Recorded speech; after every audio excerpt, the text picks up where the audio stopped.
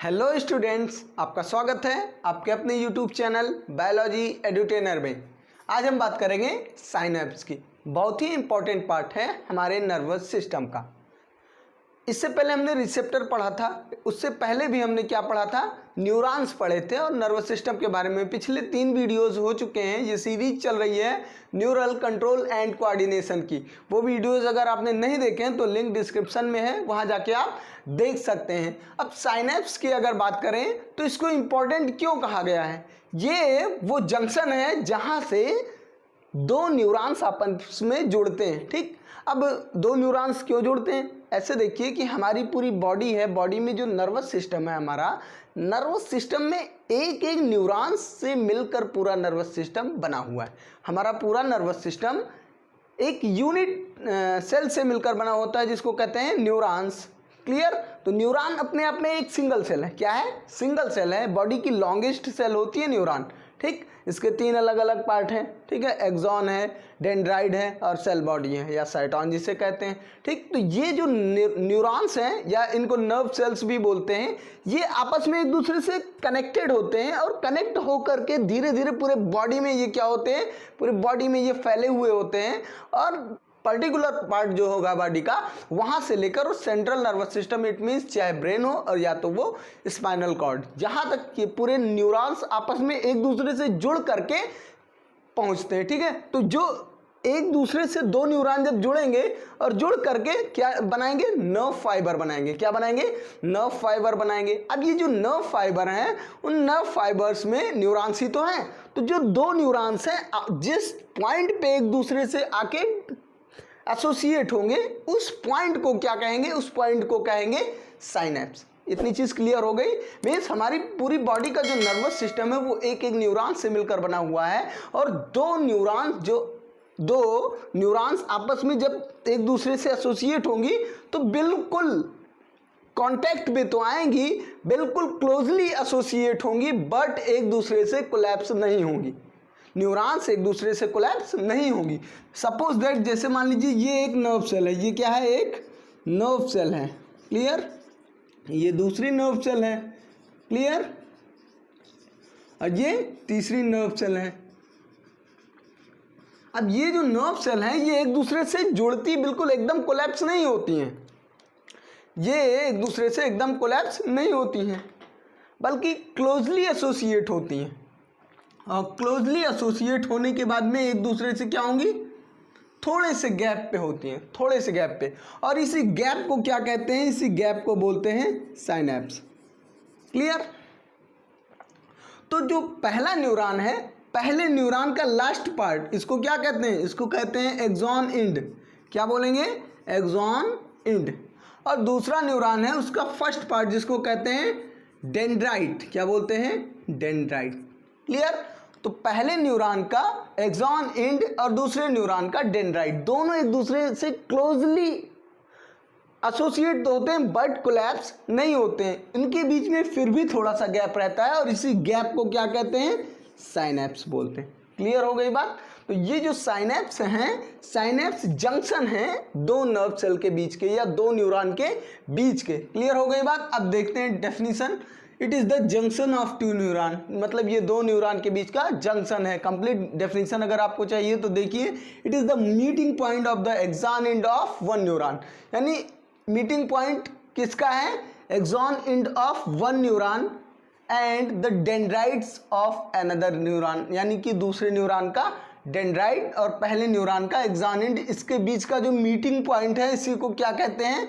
इसी को कहते हैं साइनैप्स। क्लियर हो गई बात? अब साइनैप्स को अगर आपको समझना है तो साइनैप्स कुछ इस तरीके से, आप ये दिख रहा होगा आपको। क्लियर?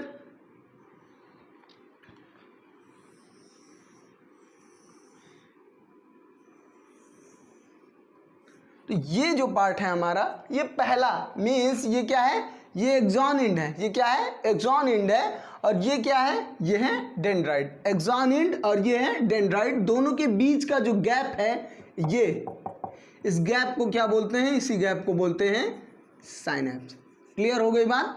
मीन्स एक पहले न्यूरॉन का एंड पॉइंट, जिसको एक्सॉन एंड कहें, चाहे एक्सॉन टर्मिनल कहें, चाहे नर्व एंडिंग कहें, और दूसरे का जो डेंड्राइट वाला पार्ट होगा उसी के बीच में एक थोड़ा सा गैप होगा। यानी ये क्लोजली कॉम्पैक्ट होते तो हैं लेकिन बिल्कुल कोलैप्स नहीं करते हैं, हल्का सा गैप होता है और इसी गैप को क्या बोलते हैं, साइनेप्स बोलते हैं। क्लियर हो गई बात। अब तो एक मोटा मोटा आइडिया आपको हो गया होगा कि व्हाट इज साइनेप्स, साइनेप्स क्या है। तो ये क्या है, ये जंक्शन है। ठीक, अब जब साइनेप्स की बात आती है तो आपको ये भी पता होना चाहिए कि यहाँ क्या होता है, यहाँ इसका फंक्शन क्या है। ठीक, तो जो हमारे न्यूरॉन्स हैं, अभी हमने मैकेनिज्म ऑफ नर्व इम्पल्स पढ़ाया नहीं, या ऐसे कहें नर्व इम्पल्स ट्रांसमिशन पढ़ाया नहीं है, अगला वीडियो हमारा उसी का होगा, तो वहाँ पे हम इस चीज़ को डिटेल में आपको बताएंगे। अभी के लिए इतना समझिए कि जो नर्व इम्पल्स होती है वो नर्व सेल के अंदर तो इलेक्ट्रिक इम्पल्स में जाती है। कैसे जाती है,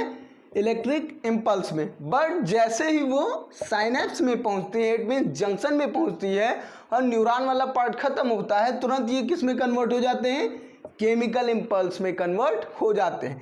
यहाँ पे रिलीज होते हैं न्यूरोट्रांसमीटर। क्या रिलीज होते हैं, न्यूरोट्रांसमीटर। ये क्या होते हैं, ये केमिकल होते हैं और इसी केमिकल के थ्रू नर्व इम्पल्स जो होते हैं वो ट्रेवल करते हैं via one neuron to another neuron, या कहें कि पूरे साइनेप्स में जो हमारे नर्व इम्पल्स होंगे वो जो हमारे मैसेजेस हैं यही क्या है, इम्पल्स के थ्रू ट्रैवल हो रहे हैं। मीन्स जो सेंसेशन हमने ली है, सेंसेशन ली एक्सटर्नल इन्वायरमेंट से, तो वो क्या हो गया, वो इम्पल्स में कन्वर्ट हो गया। अब वो एक एक नर्व सेल से सेंट्रल नर्वस सिस्टम तक जाएगा एज अ मैसेज। तो वो कैसे जाएगा, वो इम्पल्स के थ्रू जाएगा। तो जब वो न्यूरॉन्स में होगा तब वो होगा इलेक्ट्रिक इम्पल्स, लेकिन जब वो साइनेप्स में आएगा तो यहाँ पे न्यूरोट्रांसमीटर रिलीज होते हैं। और इन न्यूरोट्रांसमीटर को क्या कहते हैं, इन न्यूरोट्रांसमीटर को केमिकल्स बोलते हैं। अलग अलग टाइप के केमिकल्स होते हैं, जैसे कि एक एग्जांपल के तौर पे एसिटिल कोलिन। क्या है, acetylcholine. This is a chemical और this is a type of neurotransmitter. और ये कहाँ रिलीज हो रहा है, ये रिलीज हो रहा है यहीं पे साइनेप्स में। ठीक है, जिसके कारण इम्पल्स जो हैं केमिकल इलेक्ट्रिक इम्पल्स से केमिकल इम्पल्स में कन्वर्ट हो गए और वापस जैसे ही इस डेंड्राइट में यहाँ आएंगे तुरंत क्या होगा, फिर से ये इलेक्ट्रिक इम्पल्स में कन्वर्ट हो जाएंगे। तो अब अगर आपको ये थोड़ा सा भी समझ में आया या मान लीजिए नहीं समझ में आया तो टेंशन लेने की कोई बात नहीं है, अगले वीडियो में हम डिटेल में इसको आपको पढ़ाएंगे। फिलहाल हमारा फोकस क्या था, साइनेप्स की। साइनेप्स क्या होता है और साइनेप्स के अंदर क्या होता है, व्हाट इज साइनेप्स, और साइनेप्स के अंदर होता क्या है। तो यही होता है, साइनेप्स के अंदर जो हमारे नर्व इम्पल्स है वो केमिकल फॉर्म में ट्रेवल करते हैं। क्लियर हो गई बात, by the help of neurotransmitter. जैसे एक एग्जांपल के तौर पे मैंने एसिटिल कोलिन के बारे में बताया, तो ये हो गया हमारा साइनेप्स। क्लियर। तो अगर आपको कुछ इसमें लगता है कि मुझे समझ में नहीं आ रहा है तो आप कमेंट बॉक्स में लिख के पूछ लीजिएगा, मैं फिर से उसको क्लियर कर दूंगा। अभी जो है साइनेप्स के बाद मैकेनिज्म ऑफ नर्व इम्पल्स, यानी या ऐसे कहें ट्रांसमिशन ऑफ नर्व इम्पल्स, उसके बाद में ब्रेन का पूरा स्ट्रक्चर, और उससे पहले एक टॉपिक और छूट जाएगा, जैसे रिफ्लेक्स आर्क। क्या, रिफ्लेक्स आर्क। तो रिफ्लेक्स एक्शन क्या है, रिफ्लेक्स आर्क क्या है, तो ये चीज़ भी हम आपको क्लियरली बताएंगे। तो बने रहिए मेरे साथ। वीडियो अगर अच्छा लगा है तो वीडियो को लाइक कर दीजिए, और अभी तक आपने हमारे चैनल को सब्सक्राइब नहीं किया है तो सब्सक्राइब भी कर लीजिए। Thank you.